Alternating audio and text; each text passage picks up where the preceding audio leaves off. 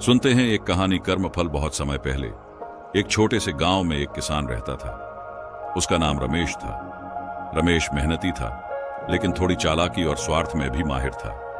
वह अपनी फसल बेचने के दौरान अक्सर ग्राहकों को धोखा देता, तौल में कम फसल देता, खराब अनाज अच्छे में मिला देता। इस तरह वह थोड़ा ज्यादा पैसा कमा लेता। एक दिन रमेश ने सोचा, अगर मैं दूसरों को धोखा देकर कमाता रहूं तो जल्दी ही बहुत अमीर हो जाऊंगा। वह यह भूल गया कि उसका यह व्यवहार दूसरों को परेशान कर रहा है। एक बार गांव में सूखा पड़ गया।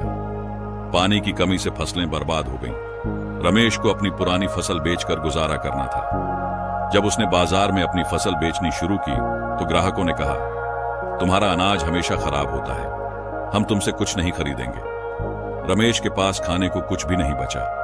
भूख से परेशान होकर वह गांव के साधु के पास गया और अपनी समस्या बताई।